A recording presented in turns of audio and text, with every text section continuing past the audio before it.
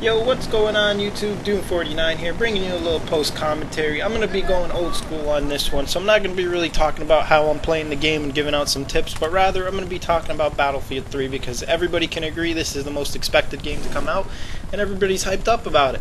So I know E3 is going on, it might have just ended now, and it's pretty amazing to see that you can play the multiplayer in the E3 booth, and a lot of things have been happening with that. Now, the thing I wanted to talk to you guys about was, first of all, in this gameplay, you're going to see some nice frags, some nice things I do. So if you want to get some tips, just pay attention to the game, and you'll see how I'm doing it, and you'll understand like ways of taking over the site. I might deviate from what I'm talking about and talk to you guys about certain things about Bad Company 2. But let's get back into the commentary on Battlefield 3. Now, this game I'm totally hyped up about. I'm dying to see what I can do in the game. I love the fact that it's a whole new Frostbite 2 engine, and this totally destroys Modern Warfare 3. I'm sure a lot of you can agree with me.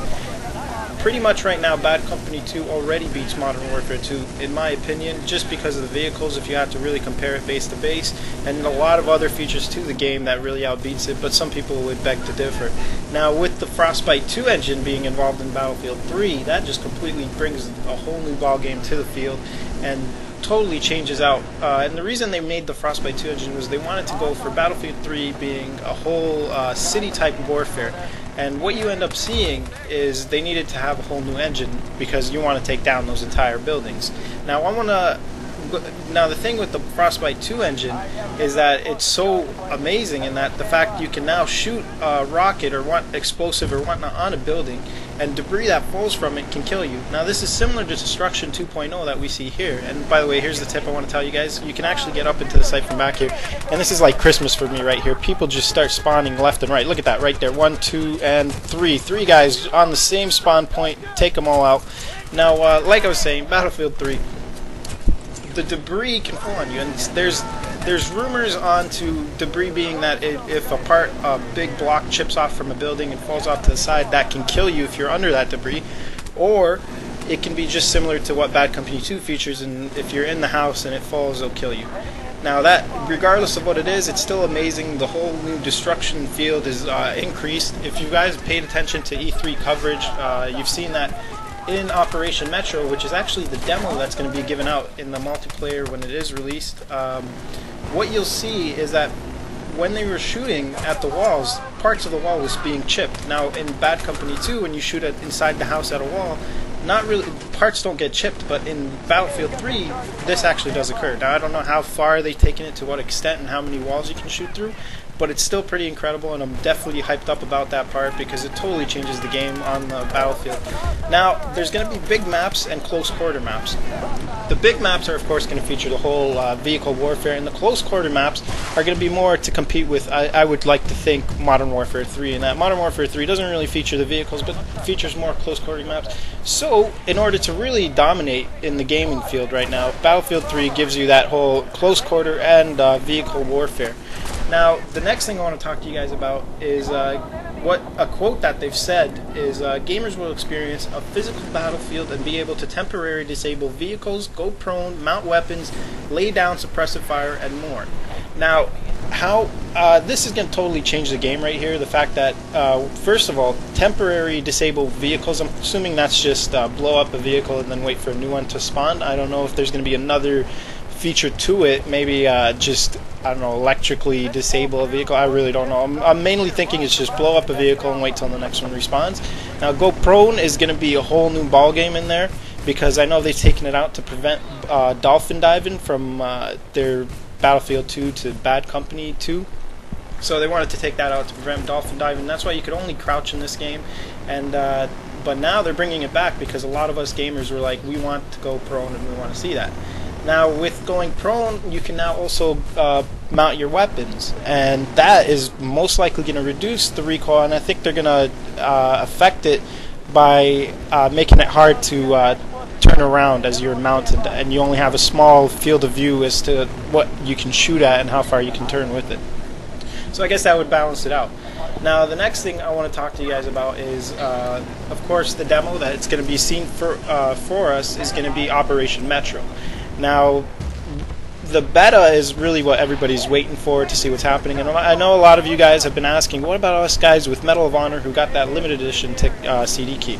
Now, some people say that those guys with the limited edition CD key will be able to play the beta, and they'll get their hands on it first. But from what we've heard in E3, they haven't really talked about it, but they did say it's going to be an open beta. So depending on those Modern Warfare or Medal of Honor guys, they either got gypped out or they're going to get to play it. So really, I don't know the true answer to it. If anybody does know the answer, write in the comments below. It's most likely going to be an open beta, so everybody can play it. And but what they're going to do after the open beta is something that a lot of first-person shooter games have not done and have limited their games to, especially Modern Warfare does not do this, is they're actually giving out a demo. So this is another way of advertising how great this game is to get people out there because they're very confident in it. Now with this demo being Operation Metro, which is what a lot of guys seen in E3, is going to be a subway and I guess like city type shooting, kind of like New York City, I guess you would say it is, but there might be a tank involved, I'm not too sure. But pretty much it's going to be that close quarter type of gameplay. So you won't really see the helicopters, you won't see the jets, but you will be able to play Operation Metro, which is a demo of the game. Which kind of upsets me because I really wanted to see the vehicles involved, you know. Because I know in Bad Company 2's beta, they gave you that Port Valdez or whatnot, where you could actually fly the helicopter, you could use the tanks. You saw what the game actually gave you, and the full, you got the full benefit of it, and it was awesome. And I think that got the guys to really want to play it. Now, regardless, I'm still hyped up about it, and the game. The date I've heard for it is, I'm not too sure. Don't quote me on this. You guys might know it, and write it down in the comments below if you guys know the exact date for this. But I know the beta is going to be somewhere in September, and the demo is somewhere in October. I don't know the exact date, or I probably just totally forgot about it. But with that said, totally hyped up about it. Can't wait to see that. Now, the other modes to the game is going to be co-op campaign. Now, I don't know if this is going to be like a multiplayer, and you do you and your buddies go in and you play the single player campaign and see how well you do. And I don't know how many players will be involved. So usually co-op, and right here you can see I get hit by a mortar, and then my plane goes all crazy, and then a guy rockets me. So I give it to him, but I'm going to go out there and just take him out later. Now, like I was saying, the co-op campaign, I'm not too sure. They didn't feature this in E3, so nobody knows what happened there. But they did mention that it's going to be involved in the co-op campaign. And what the co-op campaign is I'm not too sure if they're going to feature it just 2 guys go in and play, or 4 guys with the whole squad system. They're keeping that whole squad system of 4 guys, you know, medic class, assault class, sniper, and engineer. But they have changed it. Now, like I said, co-op campaign, most likely I think it's going to be 4 guys, but what they've changed in this whole class system is that now what's rumored and what is known for sure is this. What's known for sure is that the assault class has been altered slightly into what it might be like Bad Company 1. In Bad Company 1, what you ended up happening in the assault class, he was able to drop himself an ammo pack, but at the same time, he was able to heal himself as he was moving. So this might overpower the assault class, might not.